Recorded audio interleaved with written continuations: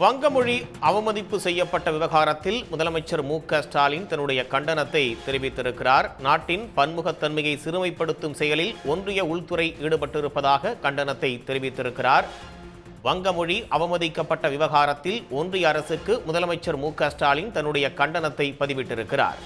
ஒன்றிய உள்துறையின் கீழ் செயல்படும் டெல்லி போலீஸ் வங்கமொழியை வங்கதேச மொழி என்று குறிப்பிட்டதற்கு கண்டனம் தெரிவித்திருக்கிறார்.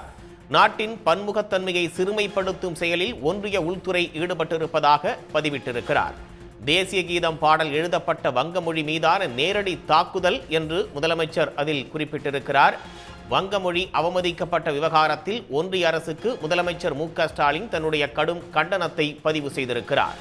ஒன்றிய உள்துறையின் கீழ் செயல்படும் டெல்லி போலீஸ் வங்கமொழியை வங்கதேச மொழி என்று குறிப்பிட்டதற்கும் கண்டனத்தை தெரிவித்திருக்கிறார்.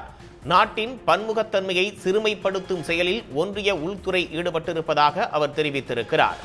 தேசிய கீதம் பாடல் எழுதப்பட்ட வங்கமொழி மீதான நேரடி தாக்குதல் இது என்றும், டெல்லி போலீசார் அறிக்கை தவறுதலாகவோ கவனக்குறைவாலோ வெளியிடப்பட்டது அல்ல என்றும் முதலமைச்சர் கூறியிருக்கிறார். வங்கமொழி அவமதிப்பு செய்யப்பட்ட விவகாரத்தில் ஒன்றிய அரசுக்கு முதலமைச்சர் மு.க.ஸ்டாலின் தன்னுடைய கடும் கண்டனத்தை பதிவிட்டிருக்கிறார்.